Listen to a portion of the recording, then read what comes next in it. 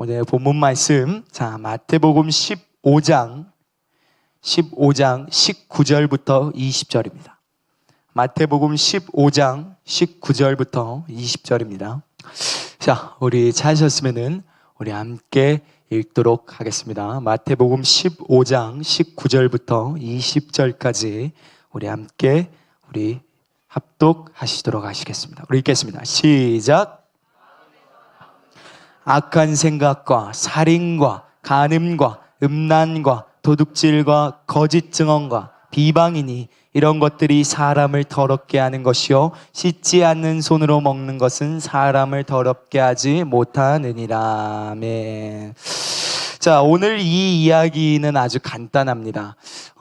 예수님이 이제 어떤 음식을 먹고 또 그런 데 있어서 손을 씻지 않는 그 유대교에서 있는 그 전통을 따르지 않는 모습을 봤을 때 바리새인들이 그 모습을 바라보시면서 이제 불만을 이야기를 했어요. 왜 너는 그리고 왜 너희들은 이제 그 전통을, 조상들의 전통, 그런 전통들을 지키지 않냐라고 이렇게 이야기를 합니다.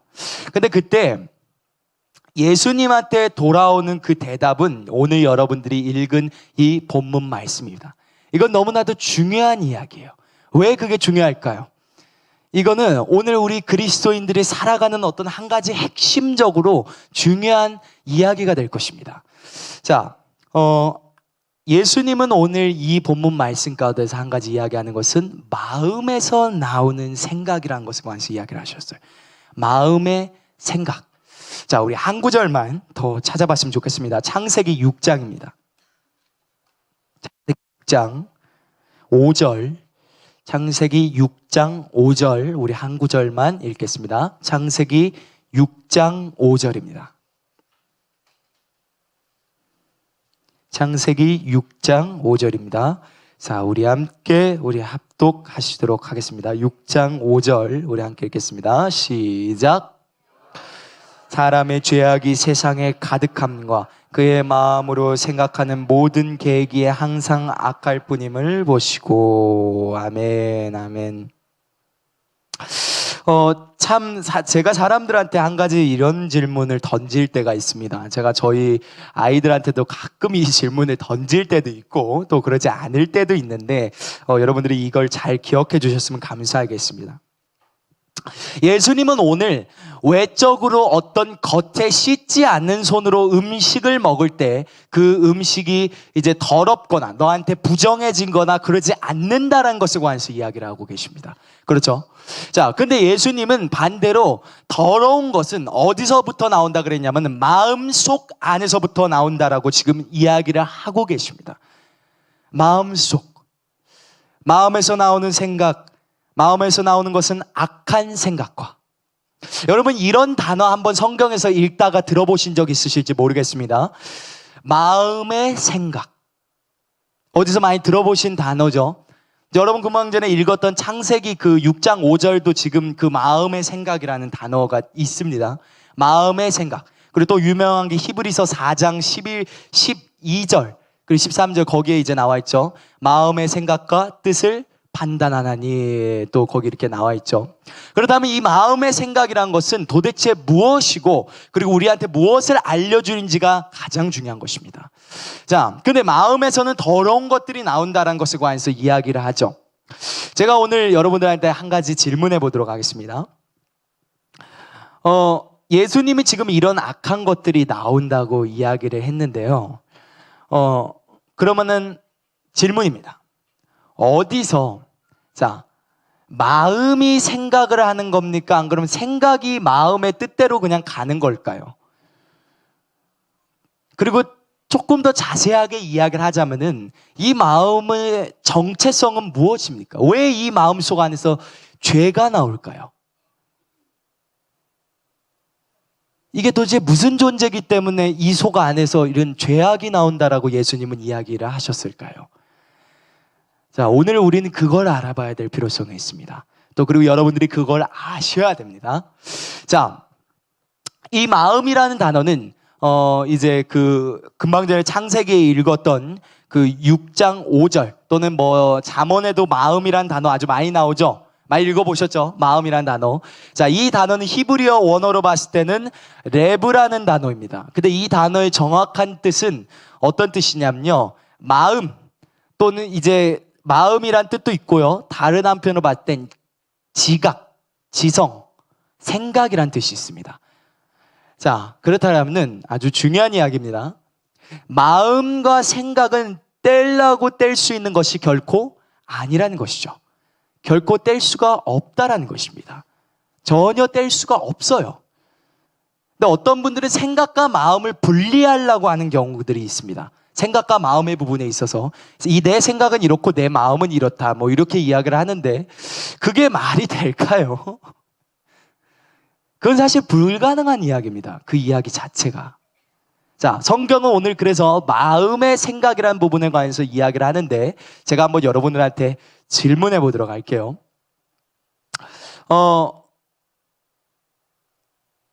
이제 저는 이 물을 마시고 싶다고 이제 어떤 무언가 생각을 했어요.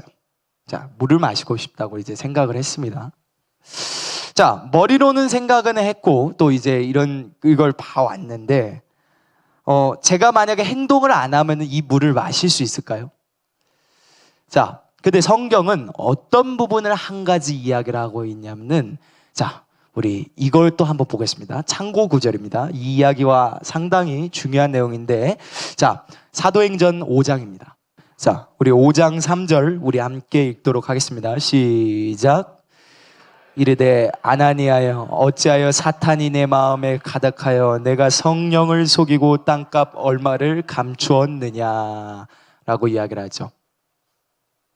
성경에는 마음의 생각이라고 이야기했고 지금 이 구절로 봤을 때 아나니아라는 사람이 지금 이제 그 헌금을 이제 속였던 거예요. 그러니까 무슨 말이냐면 지금 베드로가 이 구절 안에서 이야기하고 온 거 이렇습니다. 아나니아가 땅을 팔았어요. 초대교회 시대 때는 자신들의 재산을 다 팔아서 사도들한테 드렸습니다. 근데 그게 자원해서 그렇게 했습니다. 자, 근데 지금 이 아나니아는 뭘 속였냐면요. 땅을 팔고 그러고 나서 얼마를 숨겨놓고 그리고 이게 다 전부입니다 라고 이야기를 한 것입니다. 근데 그때 이 베드로가 성령이 충만해서 성령께서 이 속 안에서 가르쳐 주셨어요. 그랬더니 베드로가 이야기를 하죠. 네가 왜 성령을 속였냐? 왜 네 마음에 사탄이 가득해서? 자, 여기 지금 중요한 게 있습니다. 네 마음속에 사탄이 가득하여 라고 나와 있어요. 자, 예수님 금방 전에 마태복음 15장에 거기에 뭐라고 이야기했죠? 마음에서 나오는 생각은 어떤 거예요? 악한 생각, 뭐 음란, 뭐 그리고 여러 가지 있었죠. 거짓, 교만 여러 가지 있었죠. 자, 근데 지금 여기서 베드로는 지금 이야기합니다. 성령이 이야기한 것이죠. 내 마음에 어찌하여 사탄이 가득해. 사탄이 어찌하여 내 마음에 가득하냐라는 것에 관해서 이야기를 하고 있어요.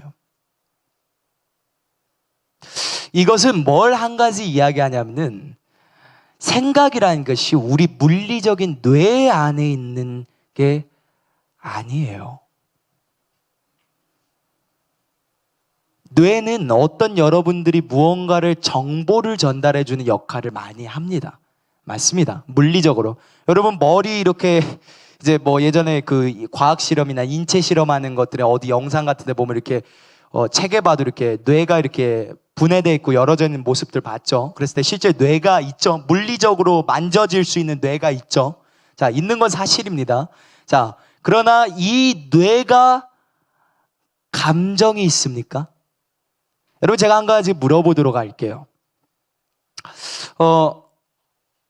만약에 뇌가 감정이 있고 뇌가 어떤 강한 그런 생각이 있고 그런 것이라면은 우리가 한 가지 알아야 될 게 뇌출혈이 있는 분들은 말이 안 돼요. 그러니까 정확하게 이야기를 하자면 과학자들은 뇌가 생각을 하고 뇌가 결정을 하고 뇌 안에 감정이 있다라고 이야기를 해요. 자, 근데 만일 그렇다라면 뇌출혈이 있거나 안 그러고 뇌가 살짝 손상되신 분들은 좀 문제가 있어야 됩니다. 무슨 말씀인지 아십니까? 자, 근데 뇌출혈이 있는 분들이 말이 조금 어눌해지고 약간 이렇게 동작이 어눌해져도 역시나 우리처럼 생각하는 건 동일하게 생각하셔요. 그렇다면 지금 과학자들이 이야기하는 말은 조금 상황 현실적으로 봤을 때 좀 안 맞는 부분이 있습니다. 그죠? 뇌가 조금 손상됐는데도 불구하고 그런 일이 발생하지 않습니다. 또는 여러분들은 이런 이야기도 들어봤을 거예요. 식물인간이 한 1년 정도 또는 뭐 몇 년 정도 식물인간으로 있었다가 다시 돌아왔다라는 이야기 들어보신 적 있으십니까? 저는 그런 이야기를 들어본 적이 있어요. 자, 그렇다면은 그 식물인간은 영혼이 어디 갔을까요? 영혼이 없는 걸까요? 안 그러면 영혼이 있는 걸까요? 어떻게 생각하십니까? 자, 옆 사람하고 한번 상의해 보십시오. 뇌가 있을까요? 없을까요? 영혼이 있을까요? 없을까요? 근데 왜 식물인간일까요? 네, 식물처럼 생겨서 네, 알겠습니다. 네. 자, 제가 여러분들한테 이제 그 대답을 알려드리도록 하겠습니다. 여러분, 그들이 돌아왔죠. 정신이 돌아왔죠. 근데 정확하게는요, 그 식물 인간들이 대부분 자기가 식물 인간이었던 시절에 옆에 자신을 간호해 주던 사람들, 자신에게 말을 건네줬던 사람들 있죠. 그 말들 다 기억한답니다. 전부 다. 자, 그렇다면 지금 이 사람은 죽은 사람일까요? 그러니까 흔히 이야기하는 뇌사 상태일까요? 아닐까요? 아니에요. 즉, 그러면 이걸 봤을 때 뭘 하나 알 수 있냐면 뇌는 우리 몸에 있는 다른 부분을 기능을 못하게, 그러니까 신호를, 그러니까 이 신경이라 그러죠. 이것을 그래서 이제 내가 어떤 손을 뻗는 거 하나, 눈 감는 거 하나, 움직이나 하나도 전부 다 뇌에서 신호를 보내서 이렇게 한다라고 이야기를 하죠. 자, 근데 지금 뇌가 고장난 겁니다. 쉽게 이야기를 하자면 식물인간은. 근데 돌아왔어요. 그 이유는 아주 간단합니다. 뇌가 다시 고침을 받은 거예요. 그죠? 자, 그러더니 정상 인간으로 다시 돌아온 것입니다. 그러면 한 가지 중요한 게 있어요. 그들의 마음의 생각은 어떻게 된 걸까요? 혼이 떠나 있었던 겁니까? 뭐 영혼이 어디로 가출해 버렸어요? 아니에요. 그대로 있습니다. 그대로 있어요. 근데 뇌가 이제 그거를 안 따라주기 때문에 그냥 식물인간이 되어버리는 겁니다. 자, 그럼 뇌라는 것 자체는 어떤 생각의 용도가 아니라는 것에 관해서 알 수가 있어요. 어떤 정보 전달하고 눈을 통해서 정보 전달해서 이렇게 들어간 건 사실일 겁니다. 귀를 통해서 소리를 들었을 거예요. 이게 다 그래서 이렇게 들어간 겁니다. 정보가 전부 다 우리 오감이라 그러죠. 만져지고 뭐 듣고 냄새 맡고 또 이제 맛보고 이런 부분들에 있어서 그런 것들이 있습니다. 자, 그렇다면 성경에서는 마음의 생각이라고 이야기하는 그 마음의 생각, 제가 여러분들에게 지금 이 수많은 이야기들을, 지금까지 했던 이 수많은 이야기들을 입을 다무고 속으로만 했습니다. 근데 여러분들이 은혜를 받으시려면 무언가 이제 계시가 좀 필요하겠죠. 네, 그럴 투시의 영이 부어지시면 됩니다. 네, 그게 없으면 여러분들은 절대 은혜를 받을 수가 없어요. 왜냐하면 제가 말을 안 하고 있기 때문에 그렇습니다. 근데 이 속에서 말을 하죠. 자, 말을 합니다. 근데 여러분들은 못 알아들어요. 제가 이 물 금방 전에 이야기 한 가지 하는 거는 제가 물을 먹고 싶어요. 마음으로는 생각을 합니다. 이제 이 물을 봤어요. 이제 물이 어떻게 생겼고 무슨 색깔이고 참 마시면 참 상쾌해지고 좋겠다라는 것을 눈으로 봐서 정보가 들어왔습니다. 그리고 나서 이걸 마셔야 되겠다는 생각을 해요. 그리고 나서 마음이 결정을 내립니다. 그리고 나서 마음이 결정을 내리고 나면은 이제 다시 뇌로 이게 가서 이제 여기 뇌에서 신호를 보낸 다음에 손이 나가요. 자, 그렇다면 한 가지 중요한 게 있습니다. 이 원리적으로 한 가지 봤을 때 우리가 뭘 하나 알아야 될 부분이 있냐면은 마음과 생각의 작용이 어마어마하게 크다라는 것에 관해서 알 수가 있습니다. 그죠? 자, 이 레브라는 히브리어 원어 단어 안에는 마음, 생각 또는 이런 뜻이 하나 있습니다. 세 번째 뜻, 혼이라는 뜻이 있어요. 이게 오늘의 가장 큰 대목일 수도 있습니다. 마음, 생각 또는 혼이라는 단어가 있습니다. 자, 성경에 여러분들이 잘 기억하실 겁니다. 여러분들이 창세기 성경을 많이 읽었기 때문에 하나님이 우리의 형상을 따라 사람을 만들었다라는 이야기가 있을까요? 없을까요? 있어요. 그리고 이제 창조를 하셨을 때도 보면 성경이 히브리어 원어로 봤을 때도 복수로 나와 있어요. 단수로 안 나와 있습니다. 이제 만들었을 때, 사람을 만드셨을 때. 그러니까 즉 여러 명이 만들었다라는 이야기입니다. 이 이야기가. 자, 근데 그 여러 명이 누굴까요? 네, 우린 잘 압니다. 그 세 분이 누구실까요? 네, 여호와 하나님, 우리가 흔히 아버지라 부르신 그분, 그리고 우리의 구원자 되시는 우리 육신의 하나님 되시는 예수님, 그리고 이제 이 하나님들의 영, 성령 하나님, 이 세 분이 결론적으로 만드셨습니다. 말씀이 세상을 창조했다는 게 요한복음 1장에 나와 있죠. 세상을 창조했다고. 그리고 하나님이 그 명령을 내리셨습니다. 빛이 있으라라고 이야기를 하셨어요. 자, 그리고 성령, 하나님의 영은 수면 위에 운행하시더라. 그러니까 이게 이 세 분의 작품이 확실합니다. 무슨 말씀인지 아시겠습니까? 자, 근데 우리의 형상을 따라 사람을 만들자. 그게 그냥 단지 어떤 외모적으로 이렇게 생겼다는 것을 관해서 이야기하는 것이 아닙니다. 하나님이 우리 인간처럼 생긴 것은 사실입니다. 근데 우리 인간 안에는 또 다른 두 명이 들어가 있어요.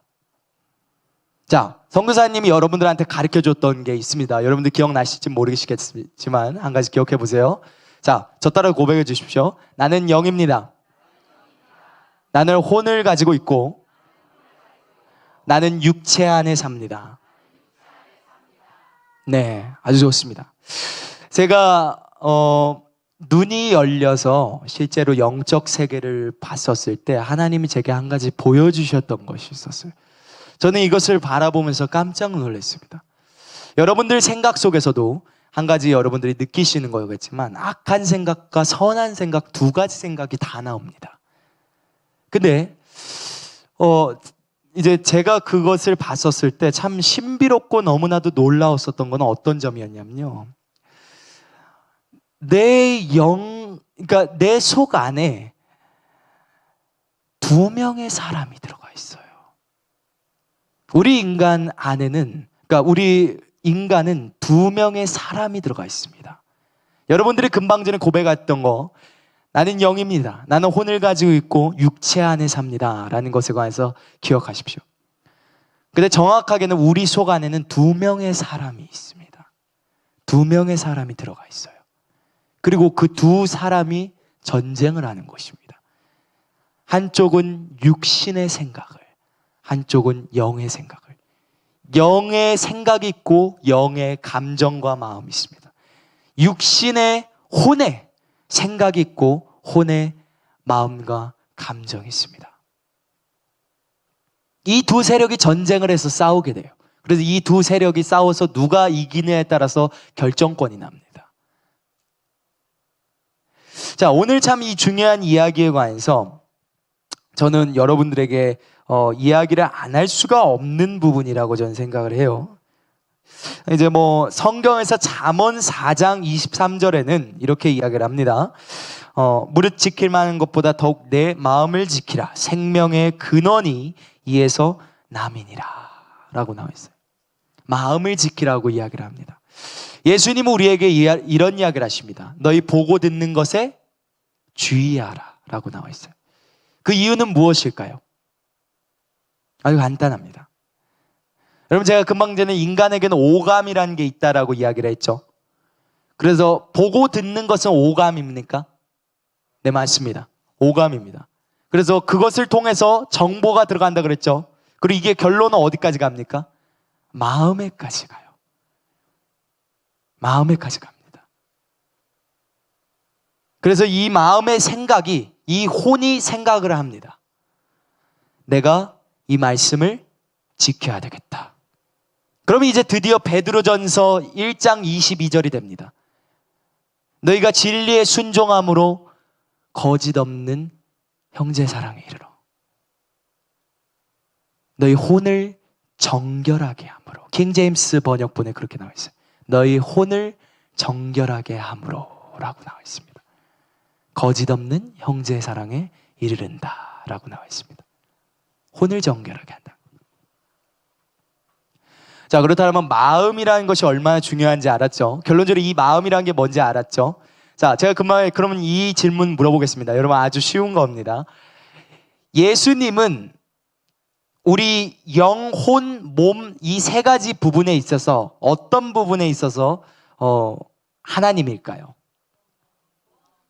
예수님 몸의 하나님이시죠. 왜냐하면 예수님은 볼 수 있었죠. 예수님은 하나님이신데 몸 육체를 입고 오셨죠. 네, 맞습니다. 자, 그러면 제가 여러분한테 또 물어보겠습니다. 그럼 영으로서 계시는 하나님은 누구십니까? 그럼 마지막 혼으로 계신 분은 누굴까요? 자, 근데 이 세 분이 세상을 창조했을 때 가장 그 중심에서 명령을 내리셨던 분이 누굴까요? 여호와 하나님이시죠. 자, 그럼 제가 여러분들한테 묻겠습니다. 그럼 여러분 마음속에 중심에서 실제로 어떤 결정권을 내린 건 누가 하고 있을까요? 사실 영일까요? 혼일까요? 여러분, 제가 분명히 알려주지만 만일 여러분들이 죽을 때 영만 나가잖아요. 그럼 여러분 딱 몸에서 벗어난 순간 완전히 거룩해져 있어야 돼요. 거룩할 정도 수준이 아니라 완벽해져 있어야 됩니다. 퍼펙트해져야 돼요. 근데 전 제가 몸에서 나와봤지만 똑같았어요. 조금 좀 실망을 했었던 것이 있긴 있지만 똑같았습니다. 지금의 생각 갖고 있는 거, 지금의 느끼는 감정 똑같이 갖고 있습니다. 근데 어디서부터 변화가 일어나냐면은 내가 저 천국에 입성할 때 완전히 변화가 일어나요. 만약 그렇게 따지면은 사람들이 가끔 이렇게 목숨의 위기에서 죽다 살아난 사람도 있죠. 그래서 흔히 이야기하는 임사 체험했다라는 사람들 들어보셨죠? 그분들 자신의 육체 맞다라고 이야기를 합니다. 근데 그렇게 따지면 그분들 중 덜어는 그리스도인들도 있어요. 그럼 몸에서 빠져나왔으면 완벽하게 변해 있어야죠. 근데 그분들 간증이나 이야기 들어보면 그러진 않았습니다. 그 이유는 아주 간단해요. 진짜 변화는 저기 올라가면 변화됩니다. 거기 가기 전까지는 변화가 없어요. 몸에서 빠져나왔을 땐 똑같습니다. 다만 영적 존재라는 뿐이에요. 그래서 오늘날 성경은 특이한 것을 한 가지 이야기한 게 무엇이냐면요, 영과 혼을 나누지 않습니다. 영혼이라고 이야기를 해요. 여러분 들어보셨죠? 영혼이라고 이야기하는데 혹시 혼이라는 말만 있는 거 봤습니까? 이상하게 성경은 영과 영혼을 두 개를 안 나눠요. 잘 나누지를 않습니다. 그 부분에 있어서 상당히 의문점이 드는 경우가 있었는데 제가 몸에서 빠져나오면서 제가 그 의문점이 풀렸어요. 그게 무엇이냐면 만약에 우리가 우리 영만 빠져나와서 우리가 저 천국에 가는 것이라면은 우리 안에 로마서 8장 2절에 뭐라고 나옵니까? 생명의 성령의 법이. 생명의 성령은요, 여러분 잘 기억하세요. 우리 영의 심장이라고 생각하시면 됩니다. 심장이 없으면 사람은 살 수 있을까요? 못 삽니다. 살 수가 없어요. 살아갈 수가 없습니다. 그래서 푸뉴마라는 단어, 여러분 들어보셨죠? 한 번쯤은 들어봤을 수도 있습니다. 푸뉴마, 이 단어의 뜻은 정확하게는 영이란 뜻, 성령이란 뜻이 있습니다. 두 가지가 같은 뜻이에요. 성령 또는 영. 근데 이 영이라는 게 내 영을 이야기하기도 하고 그리고 성령을 이야기하기도 합니다. 근데 왜 그럼 이런 단어가 있을까요? 내 영과 성령이 하나 됐다라는 하나 단어, 그걸 함축시켜서 한 단어로 이야기를 하자면 그게 푸뉴마입니다. 참 신기한 이야기입니다. 선교사님이 이야기했던 비유 틀리지 않아요. 물 한 방울과 물 한 방울이 만나면 두 방울이 될까요? 한 방울이 될까요? 한 방울이 돼요. 그 이야기입니다. 그거를 하나의 단어로 푸뉴마라는 겁니다. 근데 이 푸뉴마라는 단어는요, 완벽해요. 퍼펙트합니다. 틀리지 않아요. 실수하지 않습니다. 그러니까 쉽게 표현하자면 이런 겁니다. 우리가 아담과 하와가 선악과를 따먹고 나서 영이 죽었어요. 그리고 예수님이 십자가의 사건으로 은혜를 베풀었습니다. 우리가 그것을 믿고 받아들일 때 받아들일 때 우리에게 이 영이 다시 살아납니다. 성령이, 생명의 성령이 우리 속 안에 들어와서 이 죽어있던 영에 다시 심장을, 자기가 그 심장이 되는 거예요. 성령 자신이, 성령 하나님 자신이 그 죽어있는 영의 심장이 돼서 다시 뛰기 시작해요. 그래서 다시 살아납니다. 그래서 새로운 삶에 관해서 시작하게 되는 거예요. 우리가 신분적으로는 우리의 혼과 생각 다 거룩해진 거 사실입니다. 맞습니다. 결코 틀리지 않아요. 근데 그렇다면 여러분들이 오늘 한 가지 기억해야 될 것은 도대체 어디가, 무엇이 성장하냐는 거예요. 영이 성장합니까? 혼이 성장할까요? 영이 자기 부인해야 될까요? 혼이 자기 부인해야 될까요? 무엇인지 잘 생각해 보십시오. 결론적으로 이게 여러분들이 자기 부인을 하는데 가장 중요한 포인트가 될 겁니다. 혼이 자기 부인해야 돼요. 영이 자기 부인하는 거 아닙니다. 영 안에는 생명의 성령이 계셔요. 예수님은 이런 이야기 합니다. 오늘 마음에 관해서 표현을 하실 때 여러분 이 이야기 들어보셨죠? 비유 중에 4가지 밭에 관해서 이야기하셨던 거 들어보셨죠? 자, 첫 번째는 길가밭, 두 번째는 돌짝밭, 세 번째는 가시밭, 네 번째는 옥토라고 나와 있습니다. 자, 근데 이 밭을 뭐라고 그러시냐면 예수님은 마음이라고 이야기를 하셨어요. 마음이라고 이야기하셨습니다. 자, 그래서 길가밭에 뿌려진 자들은 그 나중에 새들이 와서 쪼아 먹었다 그랬죠. 그 새를 예수님은 비유를 해석을 할 때 마귀라 그랬습니다. 이 길가밭에 있는 사람들의 가장 큰 특징은 하나는 구원받지 못한 사람들입니다. 대부분. 그러고 나서 두 번째, 이제 드디어 돌짝밭입니다. 이 돌짝밭에 있는 사람들은 좋아요. 예수님을 믿었습니다. 은혜를 받았어요. 그래서 하나님의 말씀이 들어갔는데 그 사람은 어디까지냐면 교회 안에서까지입니다. 교회 문 밖에 넘어가면은 이제 세상적으로 변하는 거예요. 뿌리가 깊지 아니함으로. 박해나 환란이 왔을 때 무너진다. 어떤 분들이 저한테 물어보시더라고요. 도대체 이 돌짝밭과 가시밭의 차이가 뭐냐? 아주 간단합니다.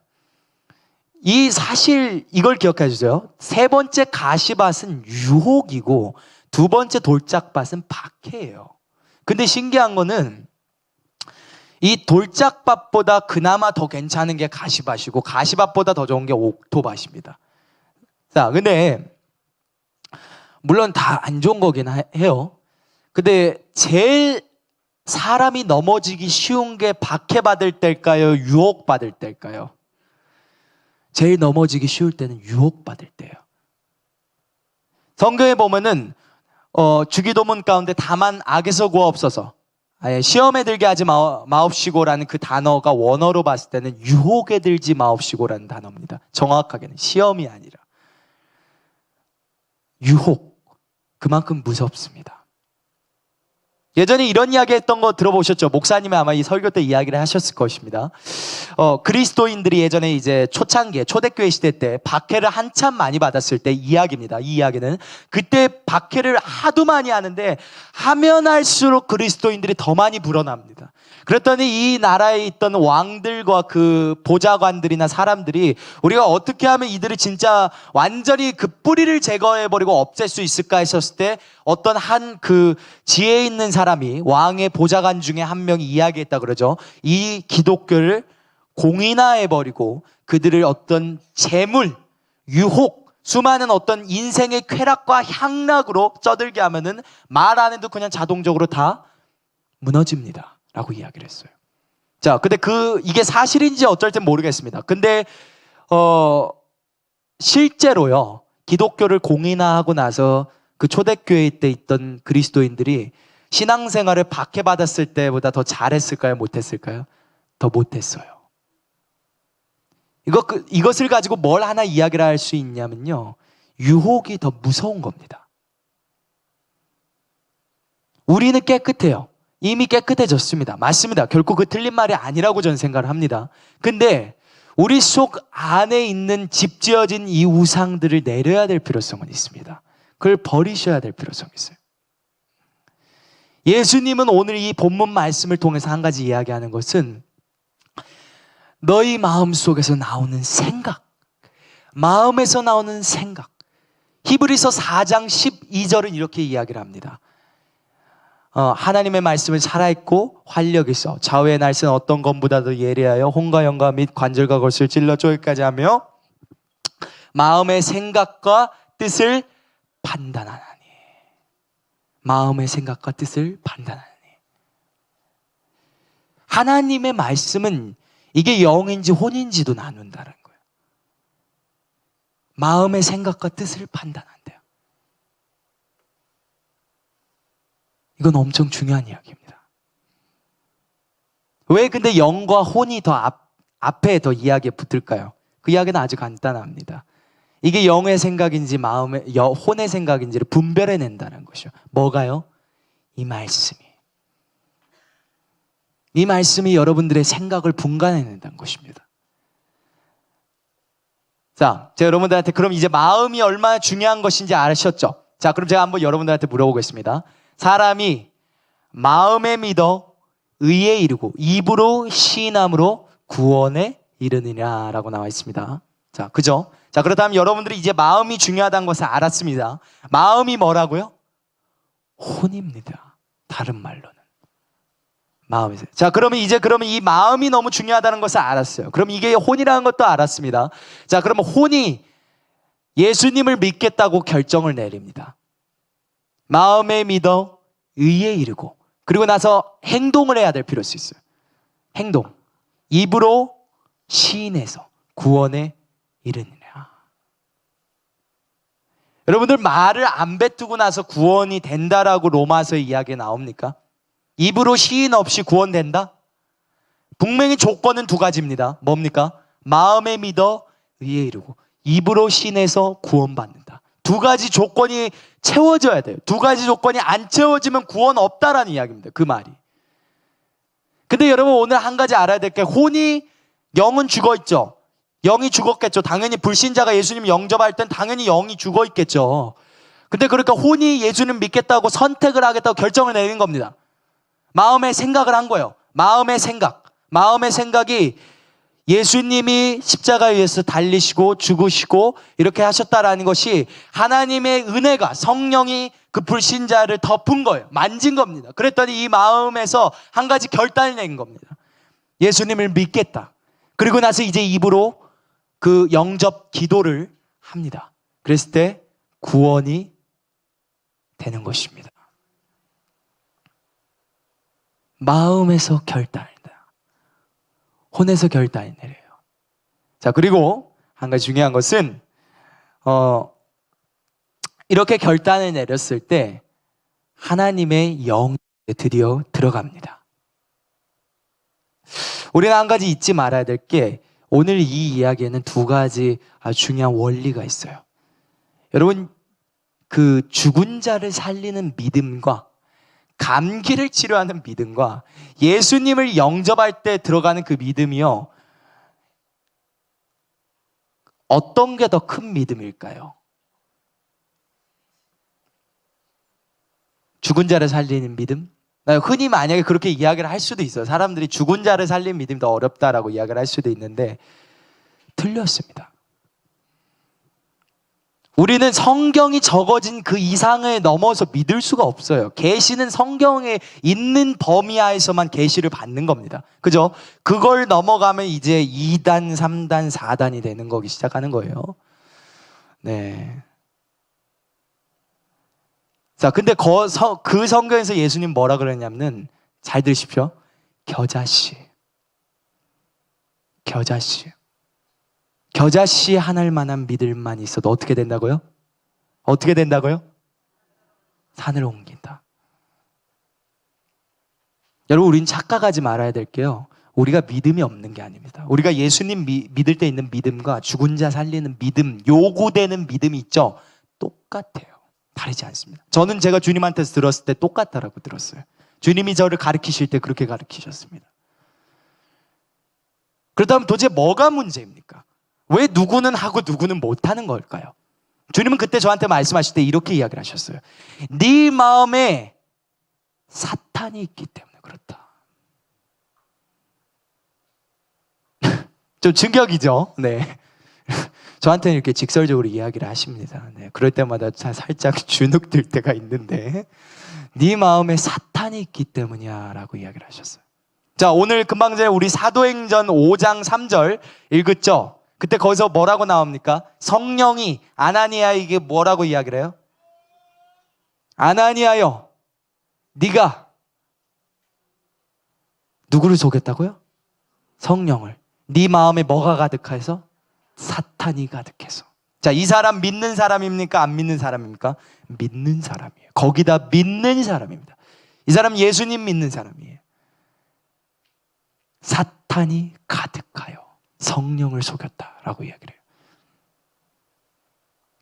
자, 마음의 생각은, 혼의 생각은 간단하게 이 마음의 생각에 관해서 한 단어로 저는 표기를 이렇게 묘사를 쓴 자라면 저는 이렇게 이야기하고 싶습니다. 동기.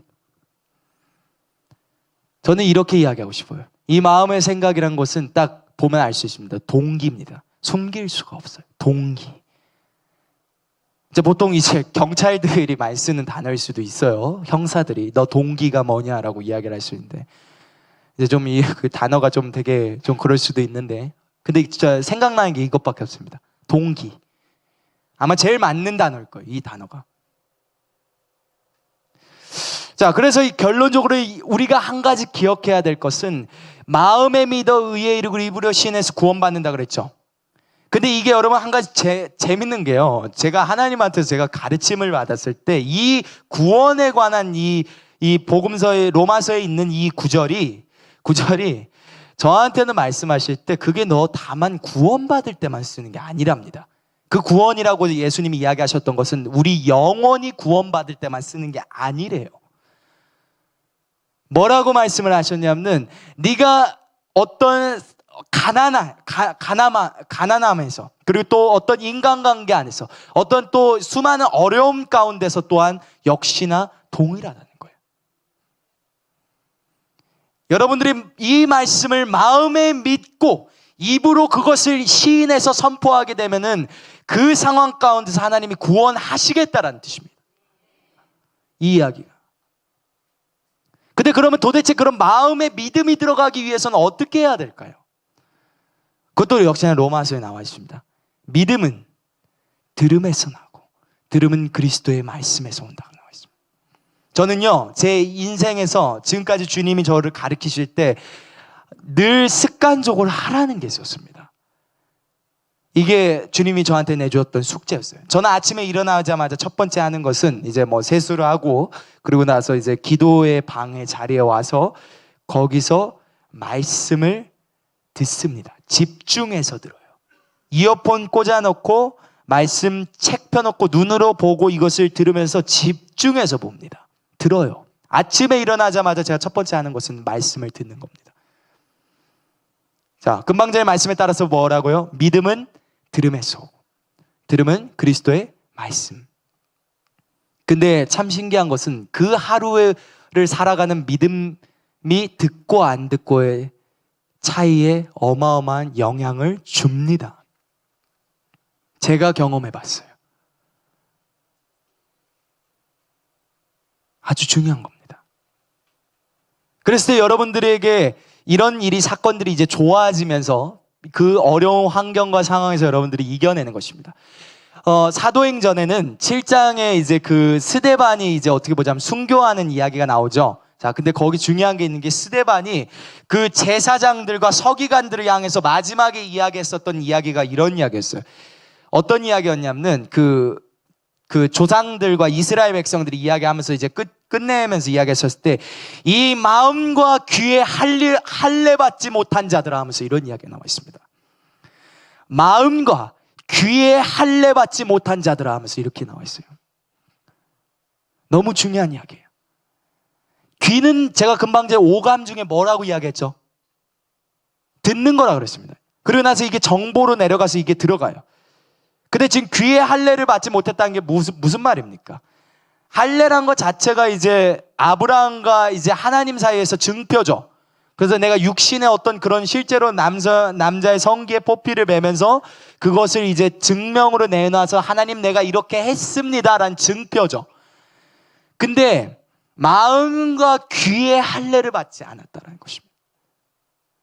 들을 마음이 없고 들을 귀가 없다라는 뜻이에요. 그 말이. 나는 의로운 말씀, 하나님의 생명의 말씀을 듣지도 않을 거고 마음에 받아들이지도 않을 거란 뜻입니다. 그 말이. 교만합니다. 아주 교만해요. 그래서 하나님이 바리새인들한테 뭐라 그럽니까? 이 회칠한 무덤들아, 이 독사의 새끼들아,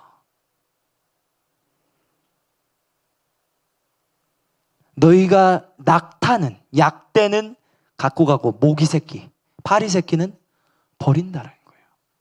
이게 무슨 말입니까? 이득을 취한다는 뜻이에요. 그 이야기를 하죠. 너희가 제단에 있는 제물로 맹세를 하면 지키라 그러고 제단 그냥 그것 갖고 하면은 지키지 말라라고 이야기해요. 이 어리석은 맹인들이야.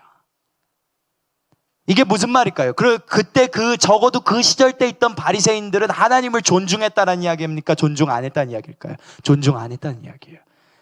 제단으로 맹세하면 안 지켜도 된대. 근데 그 위에 돈이나 예물 올려져 있으면 맹세하래.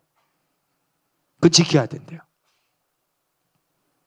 그래서 예수님 그러죠. 믿음과 사랑과 정의는 갖다 버렸다라고 이야기하시고. 오늘 이 이야기를 통해서 한 가지 우리가 기억해야 될 것은 무엇이냐면요. 주님은 중심을 원하십니다. 너무나도 중심을 원하셨어요. 마음을 원하셨습니다. 하나님은 다윗을 보고 내 마음에 합한 자라고 이야기를 하셔요. 왜일까요? 여러분 다윗의 시편을 통해서 보면 아시겠지만 다윗이 들에서 양을 칠 때나 전쟁 중에 피해 다닐 때 어떤 상황에서도 하나님께 감사했고 하나님의 얼굴을 구하고 하나님밖에 몰랐어요. 여호와여 여호와여 여호와여 주는 시편에 나와 있죠. 이 단어 한마디라도 안 나는 단어 있습니까? 저 본 적이 없어요. 하나님 이름이 안 들어가는 걸 오히려 본 적이 없어요. 그 정도로 이 사람이 어떤 사람이에요? 하나님을 갈급해했던 사람이에요. 그분의 말씀, 주의 율례와 율법들을 내게 가르치소서. 나오죠. 하나님의 말씀을 그 정도로 사모했다는 것입니다. 믿음은 들음에서 오고 들음은 그리스도의 말씀에서 오니라. 그리고 그 다윗은 하나님의 마음에 합한 자입니다. 여러분들이 하나님의 말씀을 안 읽고 또는 그 말씀에 순종을 안 하는데 주님을 사랑한다? 저는 안 믿습니다. 믿지 않아요. 그건 거짓말입니다. 믿을 수가 없어요. 어떻게 믿습니까? 저는 주님을 사랑합니다. 근데 주님의 말은 싫습니다. 이게 무슨 말일까요? 그분 자체가 말씀인데 그분의 말이 싫다라는 거 자체가 그분이 싫다는 이야기지. 그게 무슨 말입니까? 자, 우리 에베소서 2장으로 넘어가 보겠습니다. 에베소서 2장. 사람들이 이 계시의 부분에 있어서 많이 이제 놓치는 경우가 있는데 저는 이것을 중요하다라고 이야기를 합니다. 근데 많은 분들이 이 부분을 좀 놓치고 이 구절들이 그렇게 중요한지 잘 모르겠다라고 이야기를 하는 경우들도 있는데 저는 이렇게 이야기를 해요. 이 부분에 있어서 한 가지 이야기하는 게 자, 우리 2장 자, 8절 읽겠습니다. 자, 함께 읽겠습니다. 시작.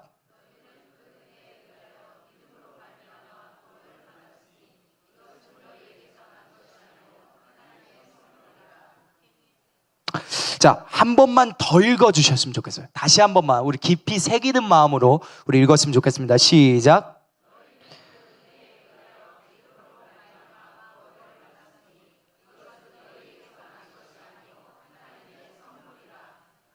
아멘, 아멘. 많은 사람들이 여기서 한 가지 놓치는 게 있습니다. 그게 뭐냐면은 너희는 그의 은혜에 의하여 믿음으로 말미암아 구원을 받았으니.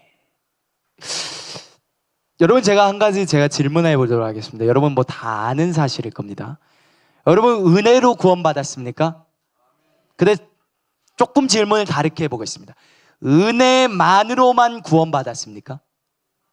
그럼 뭐까지 플러스 됐어요? 네, 믿음으로 구원을 받았죠. 자, 근데 제가 여러분들한테 이제 질문하도록 하겠습니다. 자, 은혜로만 만일 구원을 받는다라면은 예수님이 이미 십자가 사건이 2000년 전에 이루어진 것이죠. 이루어진 게 맞죠. 자, 그렇다면은 예수님의 은혜의 그 모든 것들은 이미 이루어졌어요. 그분은 이미 이루셨습니다. 이미 이루셨어요. 근데 만약 우리가 그냥 다만 그분의 은혜를 느끼기만 하면 구원을 받는 것이라면은, 우리가 그냥 마음에만 믿어서 은혜를 받아서 그냥 그렇게만 되면은 구원을 받는 것이라면은, 아마 이 세상에 구원을 안 받을 수 있는 사람이 더 적을 거예요. 그죠? 그리고 예수님을 믿는 순간부터 우리는 바로 그냥 예수님 그 수준까지 와 있어야 됩니다. 왜냐면 은혜만 있으니까. 은혜라는 게 하나만이니까요. 자, 중요합니다. 자, 이제 여러분들한테 조금 이제 과거 이야기를 여러분들한테 질문해 보도록 하겠습니다. 자, 여러분들 프로포즈 받으셨죠? 과거에 프로포즈 받으셨죠? 자, 설마 지금 옆에 있는 자신의 딸들과 아들딸들이 있는데 프로포즈도 안 받고 결혼 승낙 없이 네가 이제 뭐 황새가 이제 뭐 보따리에다 이렇게 싸서 이제 날아와서 줬다라고 이야기하지 마시고요. 네, 그리고 다 프로포즈 받으셨기 때문에 결혼하신 거죠? 맞습니까? 남편이나 아내 뭐 둘 중에 어떤 누군가 결혼하자라고 이야기를 하셨죠? 그 말 없이 결혼하셨어요? 혹시 나이 연배가 혹시 저 100년 전쯤 되신 분들 아니시죠? 막 가마에 타고 가고 막 첫날 밤 때 이제 촛불 켜고 이렇게 넘기니까 이렇게 생겼네 하면서 이러는 거 아니죠? 그건 조선시대 때 이야기인데, 네. 이제 뭐 그럴 수도 있지만, 네. 참 아주 스파르타한 인생을 사신 겁니다. 네, 근데 어쨌든 이제 대부분이 이제 이제 프로포즈를 받은 거죠. 자, 근데 제가 오늘 이야기하고 싶은 건 이것입니다. 예수님은 여러분들의 은혜를 베풀어 줬어요. 이것은 마치 비유로 하자면 이렇습니다. 남자가 여자에게 프로포즈를 했어요. 근데 그것을 승낙을 해야 되겠죠. 내가 수락을 해야 되겠죠. 수락을 할 필요성이 있습니다. 내가 승낙을 안 하면은 이 프로포즈, 결혼합시다라고 이야기를 했었을 때 내가 그 반지를 손에다 안 끼고 전 싫어요 라는 것을 해버리게 되면은 이제 이 사람과의 관계는 내가 어떻게 될까요? 이제 끊어지는 겁니다. 이제 끊어지는 거예요. 근데 여러분 기억하셔야 될 게, 예수님은 맨날 프로포즈하고 이러고 계셔요. 이제 항상 이러고 계셔요. 이거 반지 이거 사물함 딱 들고 이러고 있어. 그냥 거의 그냥 어디 뭐 거의 새겨진 그냥 석고 이렇게처럼 그냥 이렇게 있어요. 근데 여러분들이 그것을 받아들이느냐 안 받아들이느냐 하는 것은 여러분들의 선택에 달려 있습니다. 그것을 오늘 믿음이라 그래요. 이 수락하는 것을, 이 동의하는 것, 이 승낙하는 것을 믿음이라고 이야기하는 것입니다. 자, 근데 이 은혜에 관해서 제가 오늘 참 이상한 이야기를 많이 들었어요. 어떤 분들이 모든 것은 하나님의 주권에 달려 있다 이야기를 합니다. 근데 저 전적으로 인정합니다. 자, 전적으로 전 인정하는 입장이에요. 저 틀린 말이 아닙니다. 근데 또 어떤 부류는 아니다. 우리가 믿었을 때 우리가 결정해서 믿는 거고, 신앙생활도 우리의 믿음으로 걸어가기 때문에 하나님이 그게 없고 우리한테 다 주권이 있다. 그러니까 우리가 행동하는 것에 따라서 상황과 환경과 모든 게 다 바뀐다. 그러니까 주권은 우리한테 있다 라고 이야기하는 두 부류의 목사님들을 만나봤어요. 근데 극단적이죠. 상당히 극단적입니다. 근데 뭐가 맞을까요? 모든 주권은 하나님께? 아니다. 모든 주권이 꼭 하나님께만 있는 건 아니다. 우리한테도 있다. 그리고 그거는 우리가 전부 다 결정하는 거다. 자, 뭐가 맞는 것 같습니까? 사람들이 제일 헷갈려하는 게 있어요. 어디까지가 하나님 주권이고 어디까지가 우리가 믿음을 발휘해야 될 건지 헷갈려합니다. 뭘까요? 정답은. 이 질문 안 들어보셨죠? 선교사님이 아마 여러분들한테 이거 가르쳐 주시기도 했을 수도 있는데 기억 안 날 수도 있습니다. 어디까지가 우리가 해야 될 역할이고 어디까지 그분이 하는 주권입니까? 어디까지? 자, 근데 제가 여러분들한테 한 가지 질문하겠습니다. 너희는 그 은혜에 의하여 믿음으로 말미암아 구원을 받았으니 라고 나와 있죠. 자, 은혜만을 주장하는 목사님, 믿음만을 주장하는 목사님, 자, 누가 정답일까요? 누가 정답일까요? 정답은 둘 다 아닙니다. 둘 다 아니에요. 틀렸어요, 둘 다. 여기 본문에 나와 있습니다. 너희는 은혜에 의하여, 맞습니다. 은혜 틀리지 않아요. 은혜에 의하여, 하나님의 은혜, 예수님이 여러분들의 프로포즈를 했어요. 근데 여러분들이 그 프로포즈를 받았어요. 마음에 너무 기뻐요. 근데 여러분들이 혀가 고장나서 말을 못하는 상황입니다. 이게 다예요. 자, 그럼 그 남자는 어떤 생각을 할까요? 여자가 하고 있으면은 말을 못하고, 이제 아마 머리 이쪽에 물음표가 하나 뜰 거예요, 이제. 그래서 이게 받아준 건가 아닌가 이렇게 생각할 겁니다. 그죠? 은혜 하나 갖고는 구원 못 받습니다. 자, 근데 제가 여러분한테 또 묻겠습니다. 믿음, 고백, 선포, 행동, 시인. 마음에 믿어 의에 이르고 입으로 시인해서 구원받는다 그랬죠. 자, 그럼 마음은 제낍니다. 마음은 빼요. 제껴요. 입으로 시인해서 구원받는다만 딱 한 가지만 갖는다고 해봅시다. 구원될까요? 마음은 전혀 예수님 인정 안 합니다. 입으로만 시인해요. 구원이 될까요? 안 될까요? 안 돼요. 되지가 않습니다. 결론은 뭘까요? 정답은? 네, 은혜와 믿음은 뗄 수 있는 게 아니다라는 것입니다. 아니라는 거예요. 떼는 게 아니에요. 이 세트입니다. 이 세트를 왜 떼려고 하는지 모르겠어요. 성경에 보면 이런 이야기가 나와 있습니다. 바울이 이야기 되게 자주 해요. 여러분 이거 기억나실 겁니다. 은혜와 평강이 너희에게 있을지어다. 이야기 자주 나오죠? 많이 나오죠? 근데 왜 바울은 항상 이 이야기를 할까요? 여러분 잘 기억해야 될 게요. 성경에서 자주 등장하는 단어들은 중요한 단어입니다. 중요한 단어예요. 그리고 바울이 너희에게, 너희가 이제 이야기하는 그런 단어들 있죠. 너라는 단어가 들어간 곳에는 항상 빨간 줄 쳐놓으십시오. 그건 지금 여러분들에게 하는 말입니다. 그 말이. 자, 근데 이 부분에 있어서 제가 여러분들 이야기하는 이유는 아주 간단해요. 은혜와 평강이 너희와 함께 있을지어다. 자, 은혜는 여러분 뭔지 알겠죠? 자, 그럼 평안한 것입니다. 말 그대로. 자, 근데 야고보서에는 이런 이야기가 한 가지 나와 있어요. 누구든지 마음에 요동치는 자는 뭐든지 하나님께 받을 줄로 생각해라? 아니다? 아니다. 생각하지 마라. 자, 그럼 제가 여러분들한테 물어볼게요. 평강은 요동칩니까? 안 그럼 고요합니까? 고요해요. 평강은 고요합니다. 평강은 의심하지 않아요. 은혜와 믿음 항상 같이 가야 됩니다. 자, 그러다면 이제 오늘 이야기를 했죠. 우리가 이제 결론적으로 붙잡아야 될 것은 은혜와 믿음은 항상 같이 가게 됐어요. 이게 어떻게 떼든지도 저는 참 이해가 안 가는 이야기입니다. 그분들의 이야기가 저는 참 이해가 안 가요. 전 지금도 그분들이 하는 말이 못 알아듣겠습니다.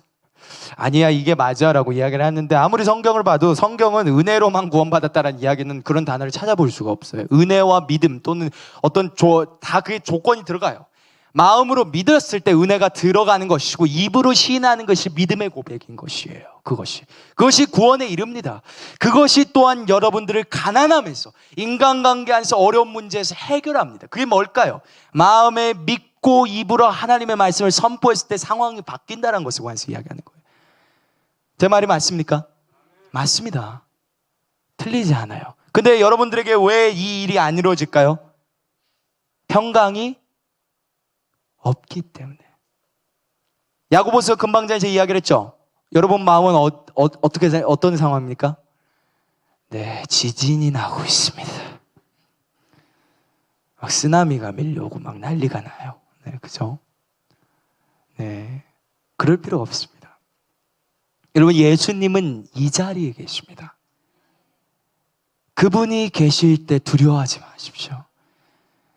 여호와 하나님은 어디든지 계신 분이십니다. 그분이 무엇인가 이야기할 때 의심하지 마십시오. 성경에 수많은 사람들이 다윗이 그 어린 나이 때 하나님을 믿음으로써 전진해서 골리앗 앞에 나갔을 때 하나님이 승리케 합니다. 그죠? 아브라함이 자신의 고향 가운데서 좋은 것들을 내던지고 하나님 앞에 오게 했을 때 그 유업으로 그 땅, 그 민족에게 정복하게끔 합니다. 너무 많아요. 제가 이거 이야기하면 시간이 부족합니다. 솔직히 이야기를 하자면. 이 믿음의 사람들과는 이야기를 하자면. 성경은 한 가지 이제 마지막으로 이제 끝으로 이제 마칠 건데요. 이야기하고. 우리의 마음 속에는 여러분들 잘 기억해야 될 게 우리는 선악을 알고 있습니다. 그렇죠? 맞습니까? 여러분들 다 선악을 알고 있죠. 자, 근데 이 선악을 알게 된 계기, 이 근원, 원천 뭡니까? 아주 간단하죠. 우리 잘 아는 거죠. 창세기 3장이죠. 자, 이제 들어갑니다. 자, 근데 누가 유혹을 했어요? 누가 유혹을 했습니까? 뱀이 유혹하기 시작해요. 그래서 여자가 어떻게 됩니까? 그걸 먹어요. 그리고 남편한테 줍니다. 자, 근데 여기서 중요한 게 있어요. 여러분들 한 가지 잘 기억해야 될 게 사탄의 속성과 이야기하는 이야기를 잘 들으십시오. 제가 실제로 마귀하고 대화를 해본 적이 있어요. 오늘 목사님이 아침에 대화를 하지 말라는데 딱 걸렸습니다. 네. 네. 자, 근데 사탄은요, 전 이렇게 이야기를 할게요. 예수님이 아니면요, 웬만해선 솔직히 이야기를 하자면은 50%는 진짜일 거고 50%는 가짜입니다.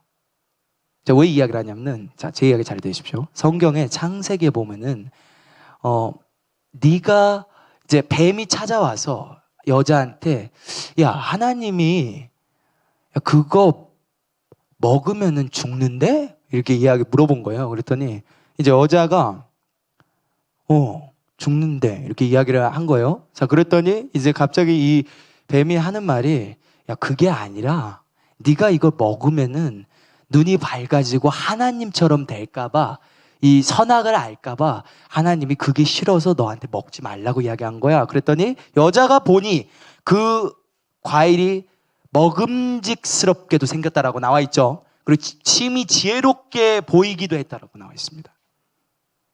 자, 근데 이 여자가 이것을 먹고 나서 이제 드디어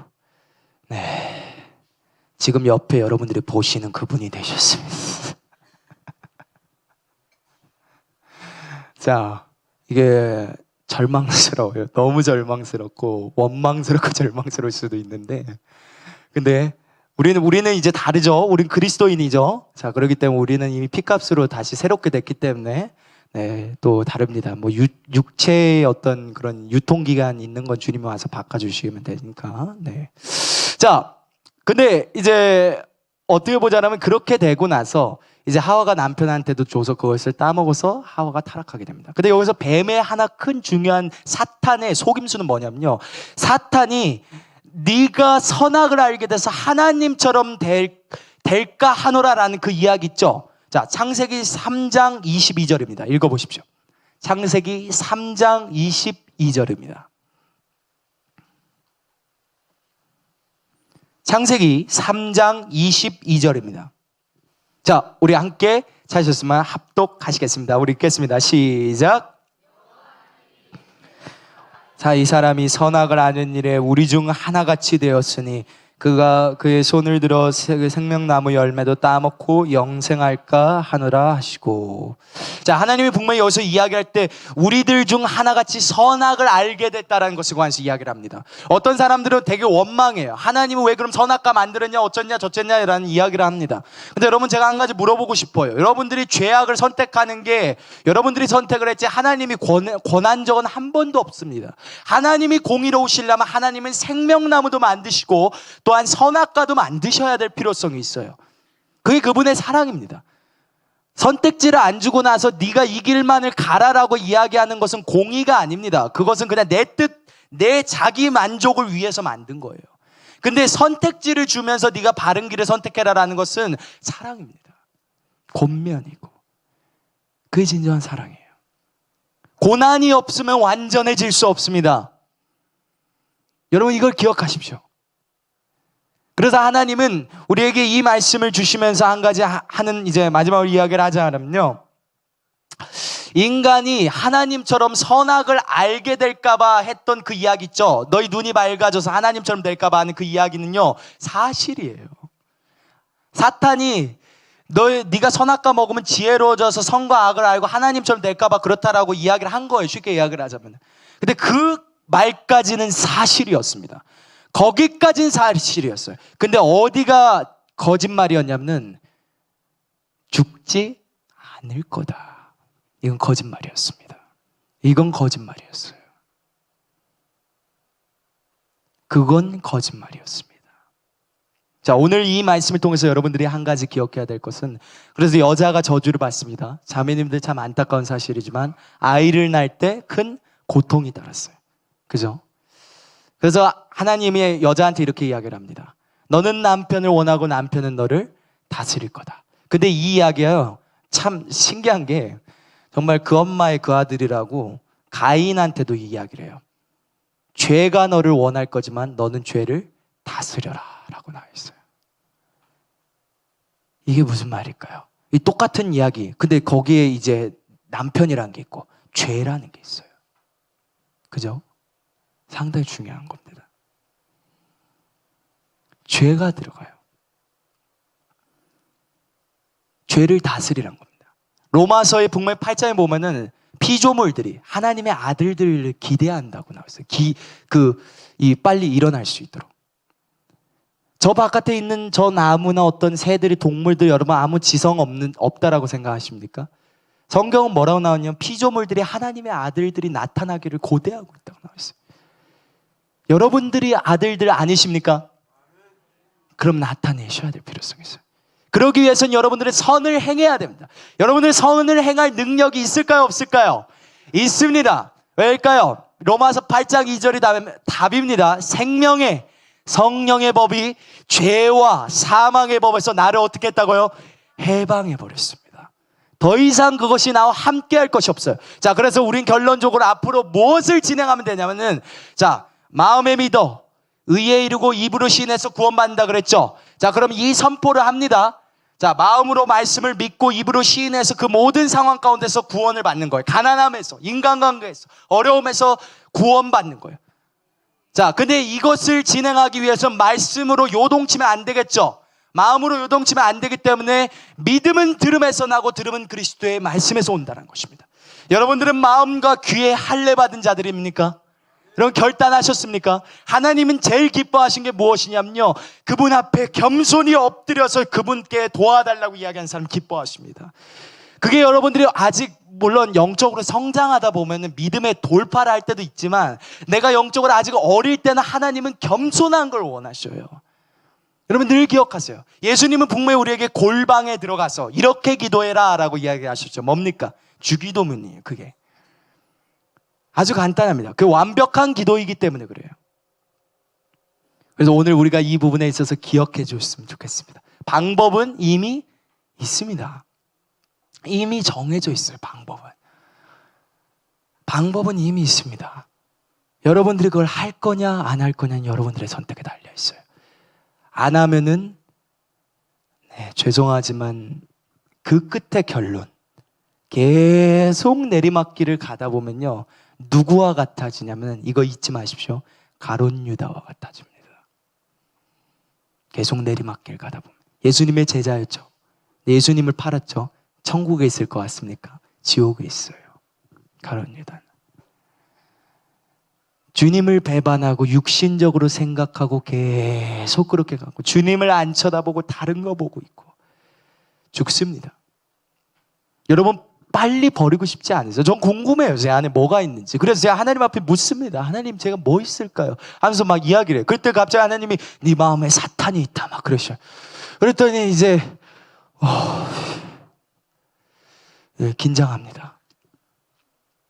그래서 그 사탄이 뭔데요? 그랬더니 이제 이야기하시는 거예요. 말씀을 가지고 이야기하셔요. 하나님은요, 이 세상을 만든 목적이 창세기에 나와 있어요.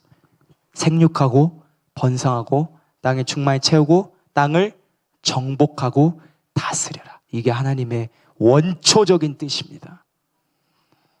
뜻이에요. 근데 피조물들이 로마서 8장에서 뭐라 그랬어요?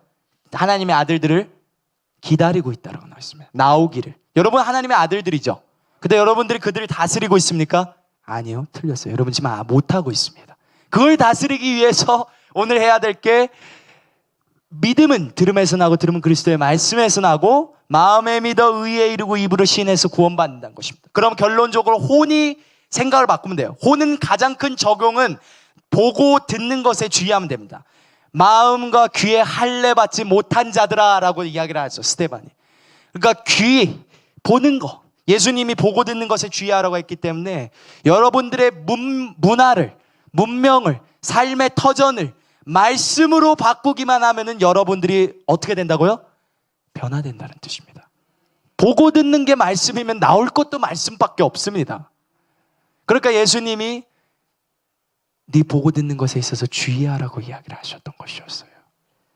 자, 그래서 오늘 이 이야기를 제가 여러분들한테 이야기를 했지만 보고 듣는 것에 진정으로 주의해 주셨으면 감사하겠습니다.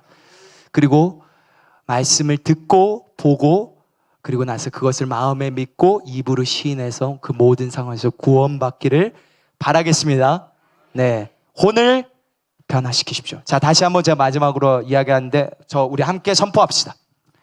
나는 영입니다. 나는 혼을 가지고 있고 나는 육체 안에 삽니다. 나는 영입니다. 나는 혼을 가지고 있고 육체 안에 삽니다. 나의 모든 것은 하나님의 것으로 변화돼 가고 있습니다. 변화됩니다. 나는 예수님을 나타내는 하나님의 종입니다. 아멘이십니까? 여러분들은 하나님의 종이시고 자녀이시고 군사이고 신부입니다. 아멘. 자, 제가 기도하고 마치겠습니다.